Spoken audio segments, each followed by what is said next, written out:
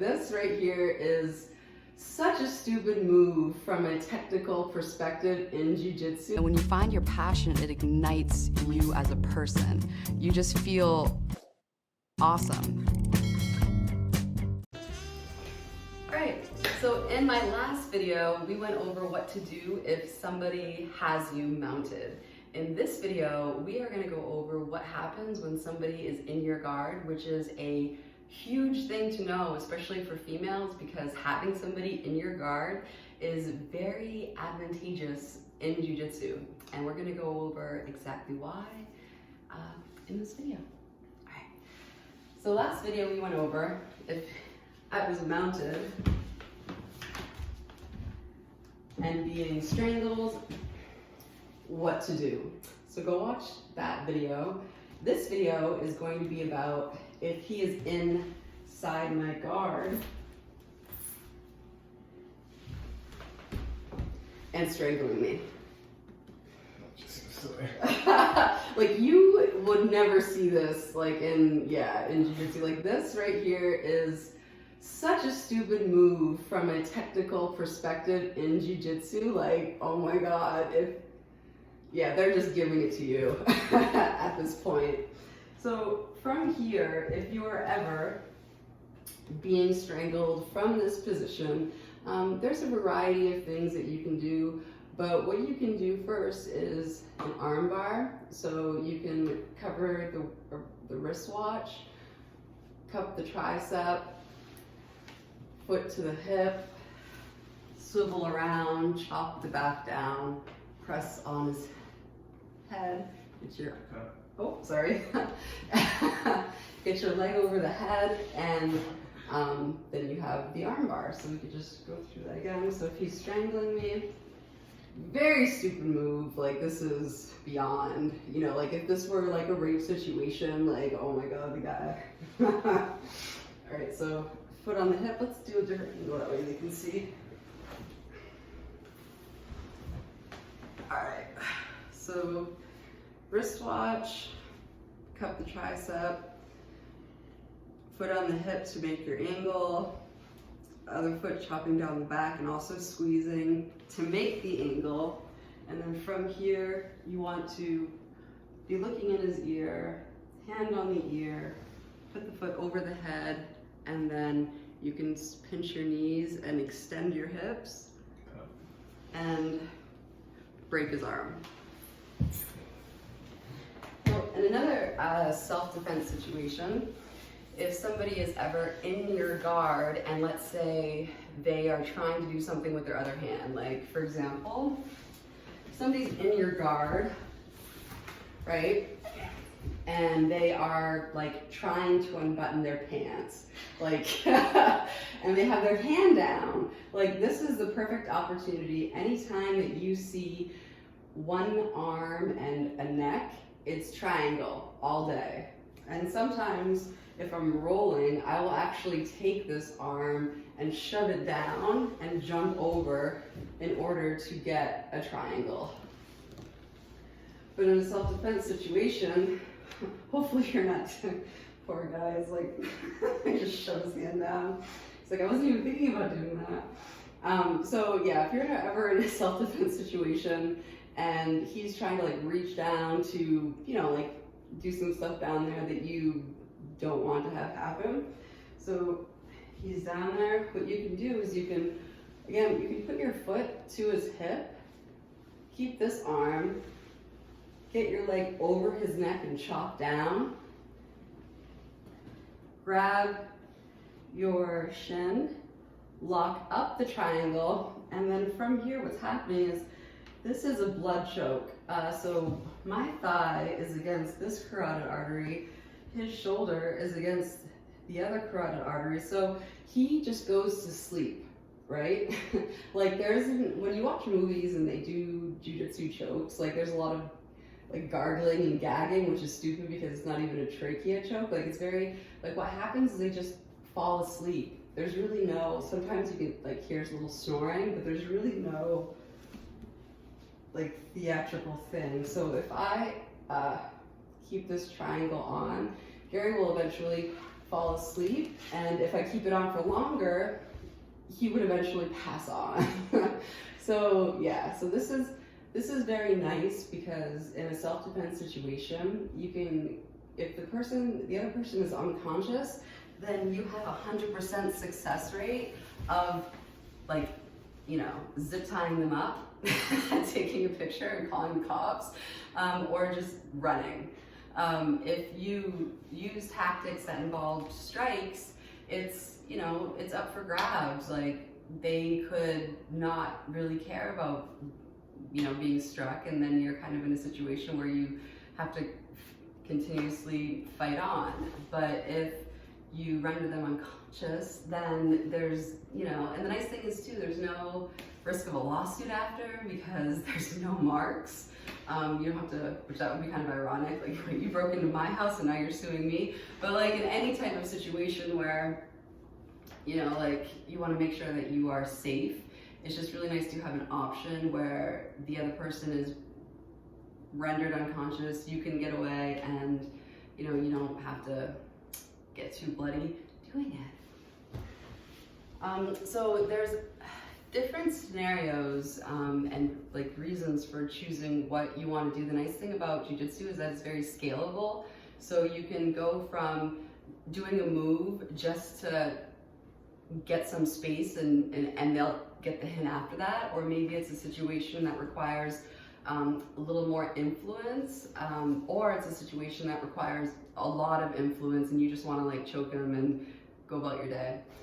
So I'll show a little bit of, I'll show a response for each type of scenario. That way you can see the scalability of jiu-jitsu, which is very nice. It's not like 0 to 100. There's a lot of little steps along the way that you can choose to implement for any type of situation.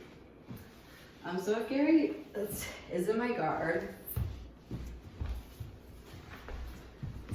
and let's say he's just like close and I kind of just don't want to be here anymore, but it's not like I don't feel that, you know, choking him out is called for in this specific instance. So let's say, you know, he's just like really close. So get down on me. You gonna perk my posture down? How are we getting there?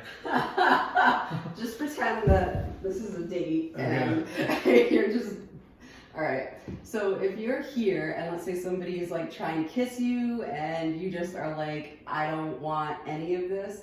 One thing that you can do is you can make space by framing like across their neck.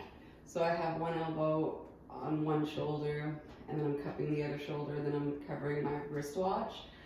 So from here, you can make a little space this way, and then you can post on their neck and get up into a technical stance. So that's a nice way of making some space without like doing any type of choking or kicking, and especially if you do a technical stand-up with a neck post, you can, you know, they kind of get the hint a little bit, you know?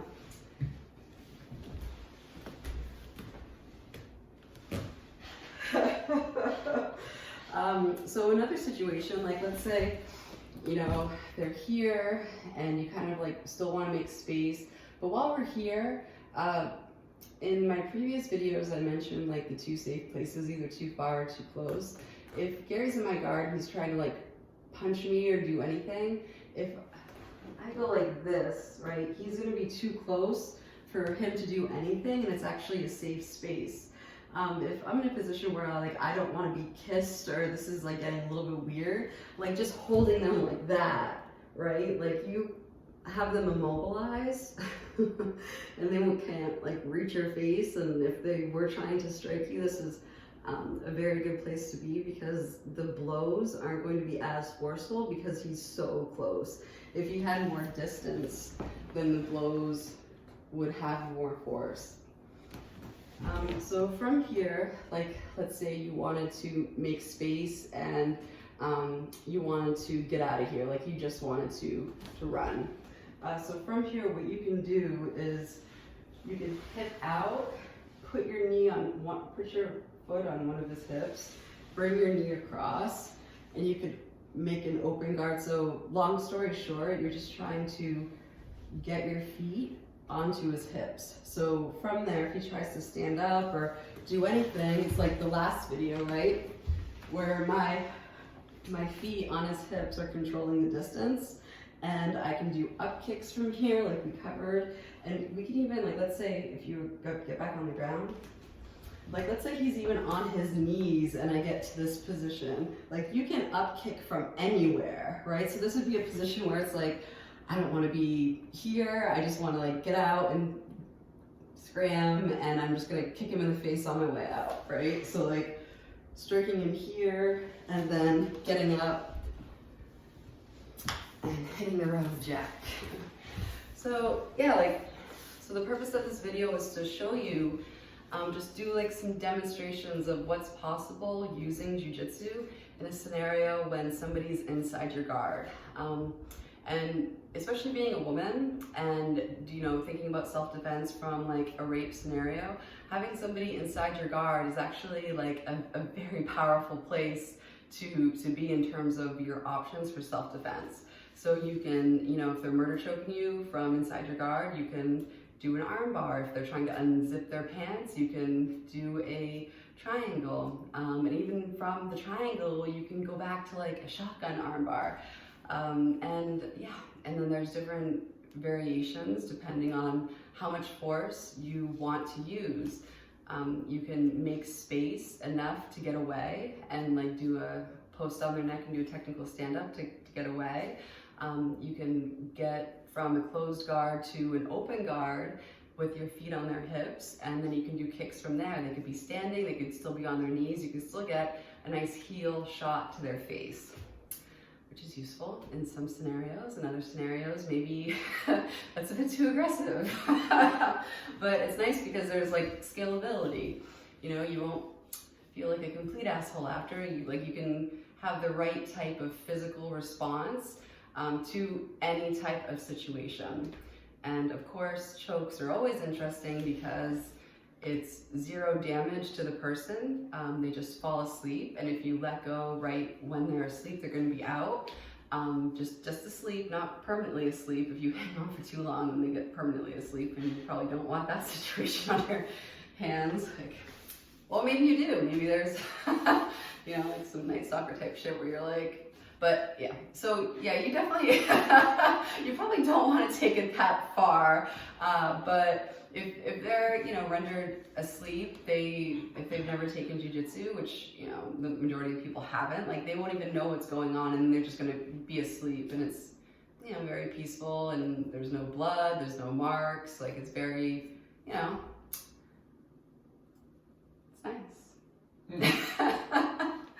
But yeah, so thank you so much for watching. If you've never taken a jiu-jitsu class, I definitely highly recommend taking jiu-jitsu classes and going in and being like taught by a school. Definitely the one thing that I've seen from being around women who it's their first time in jiu-jitsu, the thing that stands out to me the most is women and men are very, at first, uncomfortable being so close to another human being.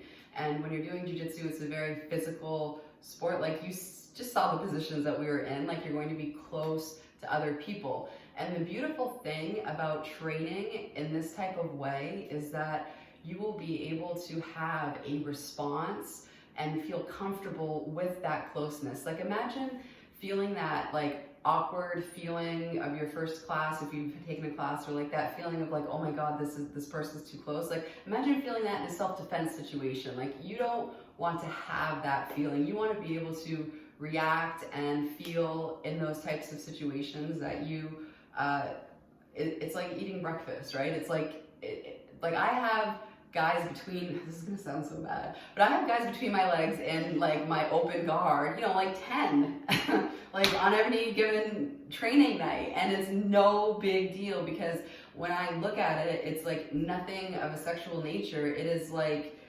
it's just mechanics. It's like, okay, this is what we're doing. There's like no thought of, you know, like if you were to look at the positions on the outside, never having trained, it would look totally different from what's actually going on, which is a very like interesting way to think about it. But the awkwardness that you do feel those first couple of times when you're so close to another person is part of the self-defense process. Like, you have to get over that in order to be able to properly defend yourself.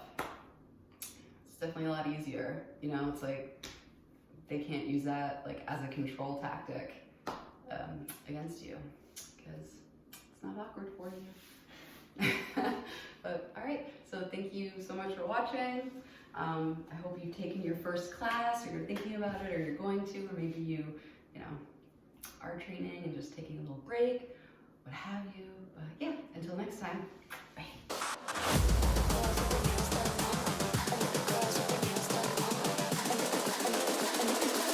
I think the girls with their nails done now.